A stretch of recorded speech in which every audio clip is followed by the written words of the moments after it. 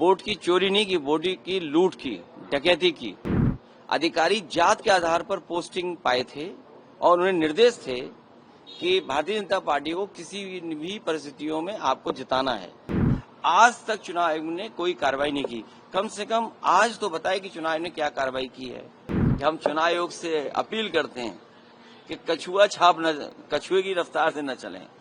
चुनाव आयोग पर पहली बार उंगली नहीं उठ रही है, कई बार उंगली उठी है और विशेषकर उत्तर प्रदेश के चुनाव को लेकर के कई बार समाजवादी पार्टी ने अपनी बात रखी है। पिछली बार जब उपचुनाव था और उपचुनाव में जो धांधली हुई उसको लेकर के भी शिकायत की गई कि किस तरीके से सरकार ने मिलकर के अधिकारियों के सहारे वोट की चोरी नहीं की, वोट की लूट की, डकैती की और जो समाजवादी पार्टी के नेता कार्यकर्ता आते थे उनको फोर्स से रोका जाता था, पुलिस रोकती थी। बूथ के अंदर प्राइवेट ड्रेस में पुलिस वोट डाल रही थी। अधिकारी जात के आधार पर पोस्टिंग पाए थे और उन्हें निर्देश थे कि भारतीय जनता पार्टी को किसी भी परिस्थितियों में आपको जिताना है।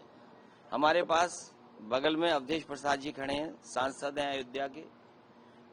इनकी खुद की विधानसभा में चुनाव चल रहा था। इतना भारतीय जनता पार्टी को कभी भी उस विधानसभा में वोट नहीं मिला। जीत हार अलग होती है, लेकिन इतना वोट पार्टी को कभी नहीं मिला। लेकिन बेईमानी कर करके बड़े पैमाने पे हर बूथ पर जात के आधार पर अधिकारी लगा करके, जात के आधार पर पोस्टिंग दिलवा करके वोट की लूट की गई थी।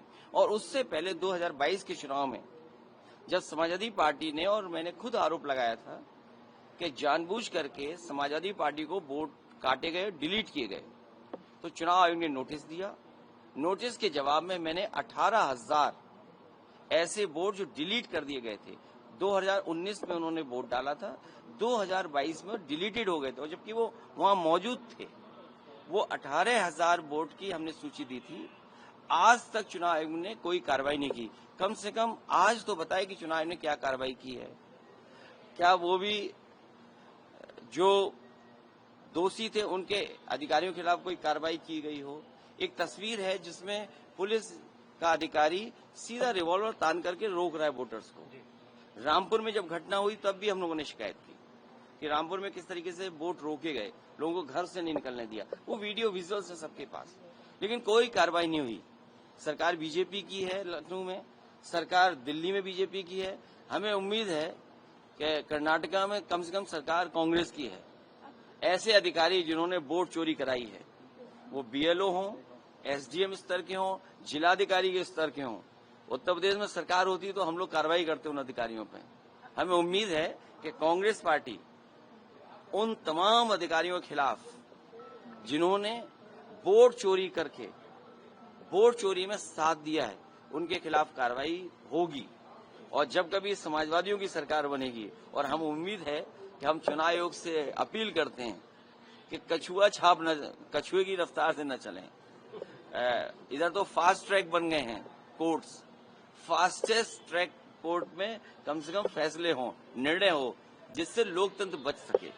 अगर वोट का अधिकारी छिन जाएगा तो लोकतंत्र कहाँ बचेगा। अखिलेश जी, राहुल गांधी को इलेक्शन कमीशन अलग अलग स्टेट के कह रहे हैं कि आप ओथ दें, जो आप लिस्ट कह रहे हैं, और आप कह रहे हैं कि मैनिपुलेशन। अभी थोड़ी देर में 18,000 तो मैंने प्रिंट आउट नहीं निकाले एफिडेविट, लेकिन मैं कोशिश करूंगा आप पत्रकार साथियों को 100 में दूंगा जरूर कि एफिडेविट के साथ हम लोगों ने चुनाव आयोग को शिकायत की थी 18,000 वोट जो डिलीट किए थे। तो पहले इस पे कार्रवाई कर दे चुनाव आयोग, ऐसे दोषी अधिकारी उन पे कार्रवाई कर दे। राहुल गांधी पे आपको कुछ नहीं कहना कि वो क्यों नहीं वोट दे रहे हैं? नहीं, वो कांग्रेस पार्टी और राहुल गांधी, क्योंकि ये एक्सरसाइज इसके बाद होगी, उनके कार्यकर्ता लगेंगे और ऐसे वोट जो निकाल दिए गए, डिलीट कर दिए गए, उनका एफिडेविट लेके आएंगे। हम भी एफिडेविट लेकर के आए ना।